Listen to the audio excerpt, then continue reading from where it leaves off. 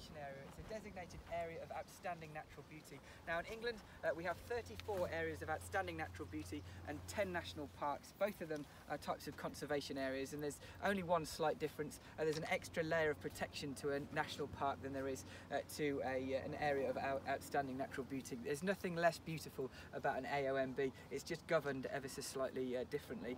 And so the Cotswolds is the second largest conservation area in England, behind the Lake District National Park, and it covers 850 square miles, so 2,000 square kilometres, and this is where essentially it starts from the northern end. The Cotswolds, it is a designated conservation area, but it's also a hill range.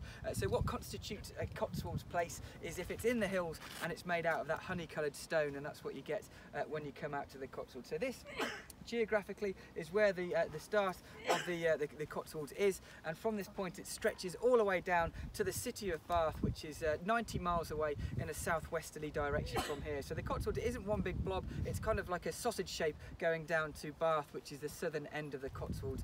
Now, despite the fact it covers such a large area, it's very lightly populated. We don't have much in the way of big towns and villages in the Cotswolds.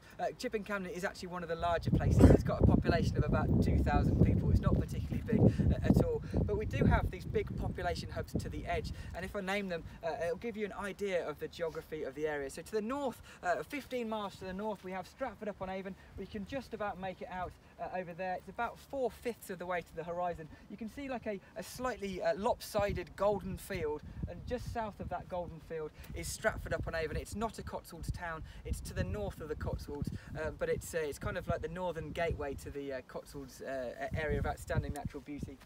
So we have Stratford to the north, we have Bath to the south, we have Cheltenham to the west, and we have Oxford to the east. So if you drew a line between those four towns and cities, the area in between is considered the Cotswolds. So it's quite a large area, and there's over 150 towns and villages in the area. So when I say we're going on a tour of the Cotswolds today, we're not going to cover it all.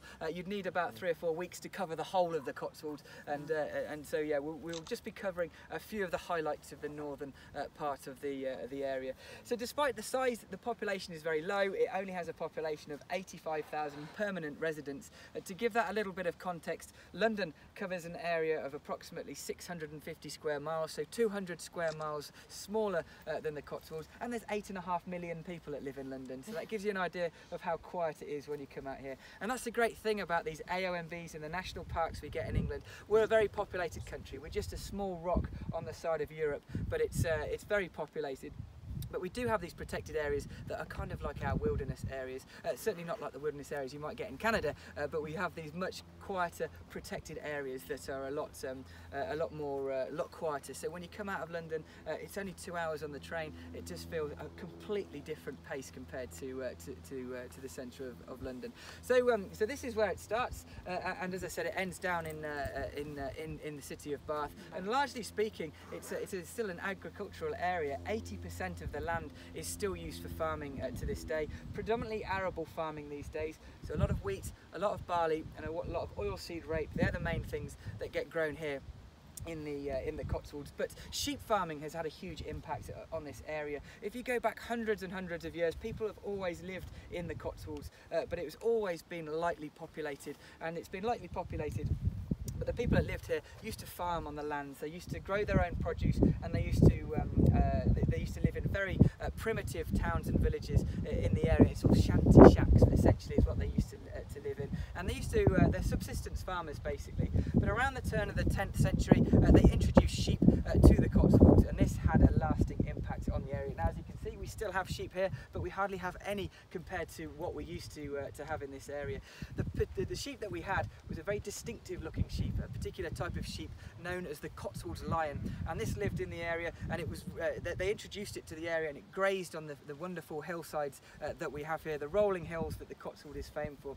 And this particular type of sheep had a very golden coloured fleece, or a slightly golden coloured fleece, but it was very thick wool that it produced, and because of its slightly distinctive nature, it became very popular, not just here in the UK, but right across Western Europe.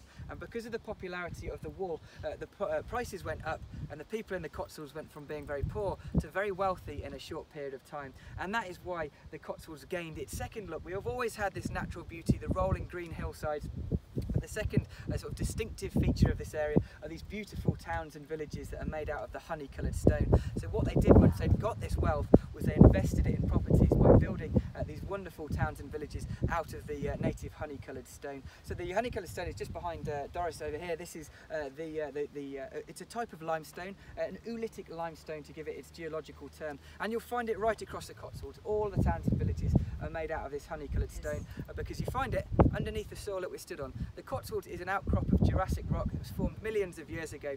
So if you dig down underneath the soil, you'll find this stone, and so that's what the locals did when they came to build their towns and villages. They quarried the local stone and they built their properties out of it. So it's just circumstance that this Cotswolds looks as it does today.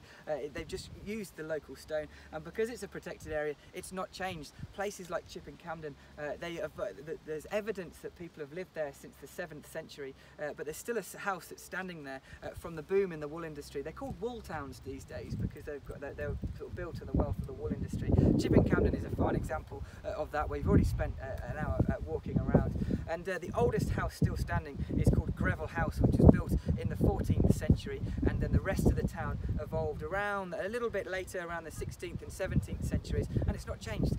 The only thing that's changed is that people drive cars there now, and the roads are tarmacked. Otherwise it still looks exactly as it does. And if you wanted to build a new property in the Cotswolds, you have to do so in the style of the older buildings. So you have to use the local stone and build it out of it. If you want to extend an old property, you won't see high-rise buildings going up here. You won't see big sort of motorways coming through the Cotswolds because it is a protected area. It will always stay the same. Nowadays, it's a hugely popular. It's still a largely agricultural area. It's hugely popular with tourism. So it's tourism and agriculture are the main sort of industries that we have out here, and it's predominantly outdoors tourism. People come out here to spend their time in the countryside. They go hill walking, they go cycling, they go horse riding, and it's a wonderful area to do that. Because it's such a large area, if you know the area, you can find these pockets of the Cotswolds to yourself, these quiet little corners. We do have popular places like Byberry and Bourton that we'll go to this afternoon, but this morning we'll spend most of the time off the beaten track where we won't see too many people around, and this is what it's like. This is sort of what the Cotswolds is all about to us locals. So the walking that we have here, we have 3,000 miles of walking trails, 5,000 kilometres, and we actually have one trail that traverses the whole length of the Cotswolds. It comes all the way from Chipping Campden, up the hill here, along the northern escarpment, down the western escarpment, all the way down to the city of Bath, where the Cotswolds Way finishes. So it's a national trail called the Cotswolds Way, and by walking across this field, we've actually walked a very short section of the Cotswolds Way, so you can now tell your friends you've walked the Cotswolds Way. Just don't tell them that you've not walked the other 101.8 miles or so of it, because it's quite a lengthy trail. So that in a nutshell is what makes the Cotswolds what it is. It's that combination of the natural beauty and the man-made beauty, and it's an area I've been very fortunate to have spent the large majority of my life in, and I'm going to show you a few other spots later on today. So this particular hill though, it's named after a local man called Robert Dover, Captain Robert Dover, who lived in Chipping Campden, and it's named after him because he started a type of entertainment for the people of the Cotswolds. He started the Cotswolds Olympics in 1612, and he decided to host his Cotswolds Olympics here because of the natural amphitheatre for the spectators to sit on and the flat ground down here in front of the spectators. And the games that took place here, he'd heard about the ancient Greek Olympics, and he wanted to do a similar type of games for the people of the Cotswolds. And so in the first games in 1612 were games that were considered normal for the era. Jumping, dancing, wrestling, hare coursing, horse racing, all sorts of different pursuits with this wonderful backdrop behind us. It's fantastically clear today, by the way. Sometimes when you come up here, you can't even see these trees because of the mist. So to be able to see as far as we can is absolutely magnificent. So this is where the games took place, and they still take place to this day. On the 1st of June 2018 was the latest iteration of the Cotswolds Olympics, and many people flocked from miles around to come and spectate, and they mainly come to spectate one very unusual sport that takes place, and it's called shin kicking. The World Championship of Shin Kicking takes place up here every other year, and this is a primitive form of wrestling that sees two local participants lock onto each other's shoulders like so. The aim of the game is to wrestle your opponent to the floor by means of kicking their shins only. So you see them looking at each other in the eye, kicking their shins, trying to knock them off balance, and once you've knocked them off balance and knocked them to the floor, you win a point. First to 2 points moves on to the next round, and the final man standing gets crowned the world champion of shin kicking, no less. Have a guess how many places in the world this unusual sport takes place. It's one, and it's up here. And it only takes place every other one night every other year. And I promise I'm not making it up. There's quite a few perplexed looks on people's faces. It is an event that takes place every other year. So if you go onto YouTube, you'll find footage of this wonderful local event. And it's not unusual. We have these events that take place right across the region. That's one of the great things, one of the final strings to the Cotswolds bow.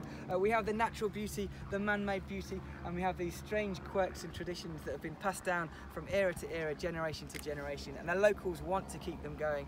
They want to keep them going for the next generation to appreciate as well. So we have the Olympics up here, the Cotswolds Olympics, but over at a hill called Cooper's Hill is probably the most famous of the Cotswold sports. Have you heard of cheese rolling? Nobody's heard. Yes. Oh, you have heard of cheese rolling. Fantastic. This is an unusual event, but again, check it out on YouTube. You've got to see it to believe it. This is an event which sees the locals roll a big 7-pound double Gloucester cheese down, a wheel of cheese down from the top of the hill. It's on a hill just as steep as this, but about three times in length. So they roll a cheese down from the top of the hill on the count of 3. And then on the count of 4, the 15 participants will go running after the cheese. And the aim of the game is to catch the cheese before it reaches the bottom of the hill. They've done it for over 225 years and nobody has ever caught the cheese yet. Every single year they have 6 races with 15 participants taking part in each race, and it is the most unusual of local spectacles, and I encourage you to check it out on YouTube. So then, that in a nutshell is what makes the Cotswolds. I think that gives you an insight into the locals that live here as well. Slightly quirky, slightly unusual, and they want to keep these traditions and quirks going for the next generations to appreciate. So from here, we're going to head straight back to the minibus and we'll go over to Broadway Tower, and I'll tell you about Broadway Tower once we arrive over there. Okay.